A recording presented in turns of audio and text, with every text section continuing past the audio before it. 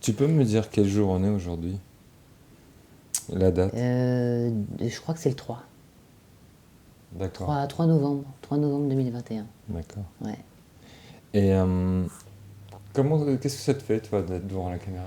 Ben, là, spontanément, là, tout de suite, ça me fait pas grand-chose. D'accord. Tout simplement parce que j'ai passé ma journée derrière une caméra. Donc, Derrière? oui, Carrément. enfin, derrière une caméra, certes, d'ordinateur, mais j'ai passé ma Devant? journée à... Oui, devant, derrière. Devant. Devant, t'as C'est raison. marrant. Et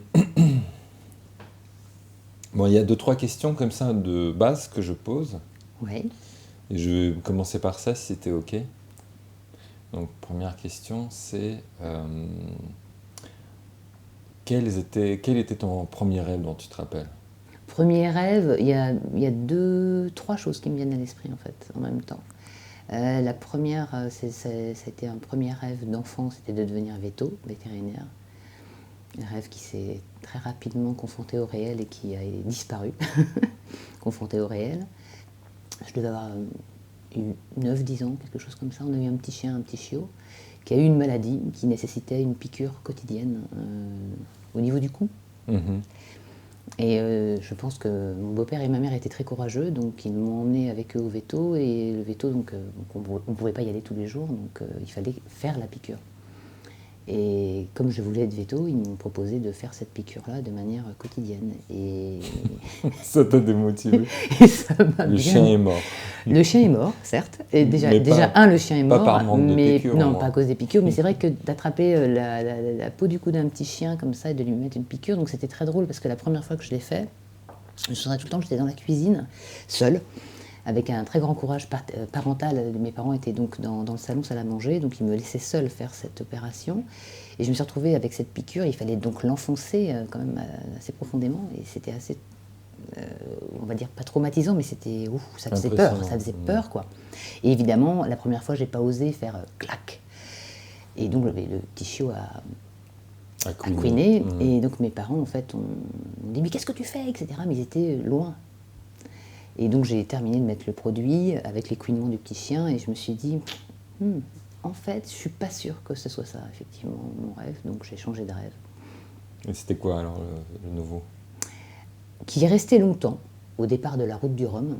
Je Mhm. devais avoir 11 ans ou 12 ans et je trouvais ça, mais waouh, waouh, c'était la tempête, hein.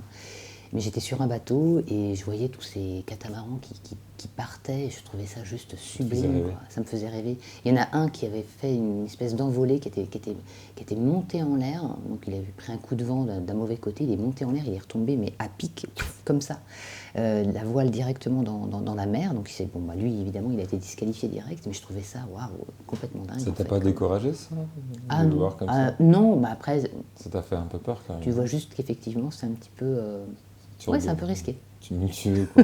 C'est un peu tumultueux, D'accord. voilà. Donc ça, et après, d'autres rêves avant... Alors j'ai eu le rêve que j'ai toujours, encore, d'écrire aussi, Mhm. d'écrire des histoires. Alors, j'ai pas encore écrit l'histoire que je voulais, mais par contre j'en écris tous les jours parce que j'ai la chance de faire un métier qui m'amène à raconter des histoires à travers les formations que je crée. Mhm. Mais c'est pas encore tout à fait l'histoire que j'ai envie de raconter. Donc ça on le verra, mais je pense que je le verrai plus tard. Mhm. Je le garde, mais pour un petit peu plus tard. Mes premières peurs, j'en ai une extrêmement claire dans ma tête. C'était une peur qui m'a tenue très longtemps. Je jouais, je devais être, je sais pas, je devais avoir 4 ans, 5 ans, quelque chose comme ça. Et je jouais avec un ami de mes parents, que j'aimais beaucoup, qui était très sympa, qui s'appelait Claude. C'était un espèce de grand bonhomme, costaud et tout. Et on jouait un petit peu à cache-cache, comme on peut faire avec des enfants et avec des grands. Voilà, il se cachait, je me cachais, et donc là c'était à moi de le trouver. Et je ne le trouvais pas. Et j'étais aux alentours d'un canapé, et à un moment, il est apparu derrière le canapé avec les yeux retournés, donc il avait les yeux tout blancs, il est apparu très doucement comme ça en se Il a levant fait... derrière le voulu te canapé, faire et peur? il m'a fait et avec les yeux tout blancs. Et j'ai hurlé, mais hurlé. Et pendant très longtemps, j'ai eu peur en fait des grands hommes barbus. Première déception humaine. Première déception humaine, je pense que ce sont mes parents. Voilà. Première déception humaine, mes parents. C'est le jour où, je vois très bien cette scène, c'est le jour où je vois ma mère embrasser un autre homme, sachant que j'avais vu mon père avant embrasser une autre femme, et où là je me suis dit qu'effectivement, ça allait être le bordel. Et que franchement, ils assuraient pas un caillou parce que... alors je sais pas pourquoi je me disais ça. Ah si, je sais pourquoi je me disais ça, parce que j'avais un petit copain de classe à la maternelle qui avait des parents qui avaient divorcé, qui me l'avaient raconté, et ça avait l'air très très très compliqué. Et quand j'ai compris que mes parents étaient en train de faire la même chose, j'ai été franchement ultra déçue, parce que je leur avais fait promettre qu'ils n'allaient pas le faire. Et ils l'ont fait. Donc première déception, c'était ça. Donc je me souviens. Et pareil, la meilleure, vraiment, la première très grande surprise humaine. Première très grande surprise humaine, je pense que c'était plutôt dans le cadre scolaire. J'en ai eu plein de très bonnes surprises en fait humaines. Pour des raisons diverses et variées, j'ai fait 5 primaires, 5 collèges, 4 lycées, donc j'ai eu l'occasion de rencontrer à chaque fois de nouvelles personnes et donc de devoir refaire un cercle amical, etc., de me réintégrer comme on dit. Et c'est vrai qu'à plusieurs reprises, j'ai été très surprise de l'accueil que j'ai pu recevoir. Il y avait toujours, et ça je l'ai compris très très vite, quelle que soit la situation, il y aura toujours une personne qui sera suffisamment bienveillante, sympathique, ouverte, disponible pour te filer un coup de main. Il y aura tout le temps quelqu'un. Et ça, je l'ai compris vraiment, je l'ai compris très très jeune. Donc du coup, après, une sorte de confiance. Tu arrives dans un nouvel endroit, tu connais personne. Pour autant, pas de stress, il y a quelqu'un qui va venir vers toi et qui va t'aider. Après, ça ne veut pas dire que ça va devenir ton meilleur ami ou ta meilleure amie, mais en tout cas, il y aura tout le temps quelqu'un qui sera là, dispo pour te filer un coup de main. Quelle est la chose qui te réjouit le plus au quotidien? C'est qu'en fait, on a toujours plus ou moins un programme, mais il y a toujours quelque chose qui va arriver, qui va être un peu différent. Alors quelquefois c'est de manière bien heureuse ou moins bien heureuse, mais il y a toujours des...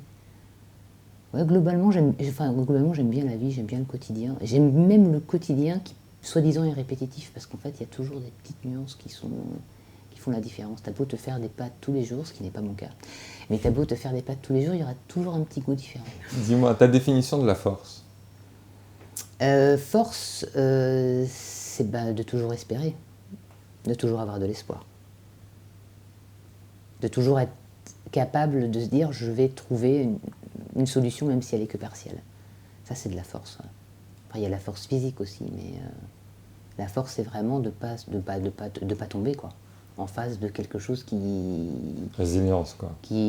Ouais, c'est une forme de résilience, ouais, mais c'est de se dire il y a toujours une solution possible même si elle n'est que partielle quoi.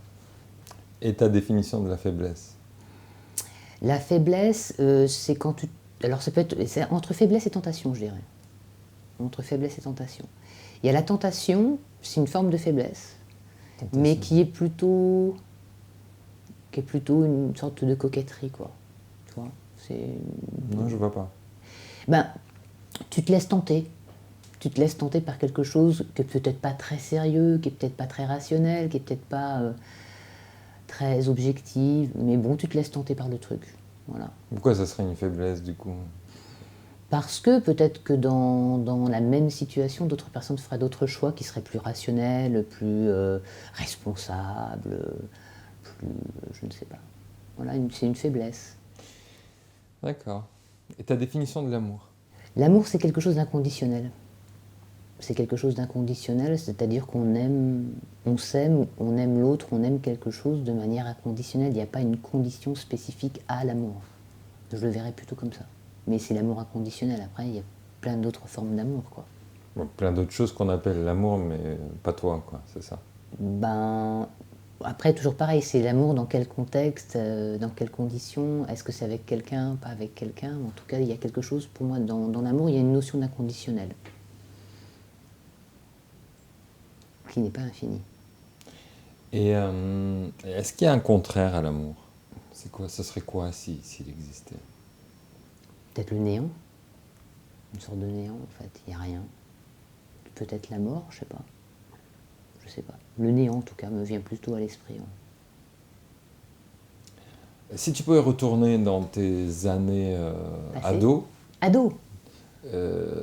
qu'est-ce que tu te dirais? Quel conseil peut-être ou quelle Franchement, observation tu te... je dirais, vas-y, bosse un peu plus. Ah, Tu verras. à l'école, tu veux dire? Ouais, bosse un peu plus à l'école et t'inquiète pas pour tes parents, quoi. Ça va aller, quoi. C'est bon, vas-y, occupe-toi de toi. Et c'est qui, toi? T'as toi, sans aucune réflexion sur toi. T'as l'autre toi qui te regarde toi. Puis, et puis t'as ton petit ange, et puis t'as ton petit... c'est assez fastoche, mais le petit ange, le petit démon, quoi. Celui qui dit gna gna gna gna, l'autre qui dit gna gna gna gna. Ah, et tous les deux, ils font gna gna gna.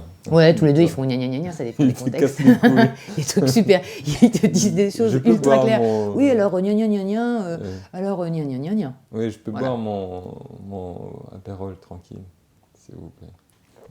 Spritz, spritz, Spritz, pardon. spritz. Spritz. Mm. Ok, je vois. Bah écoute, merci beaucoup. Mais de rien, merci à toi.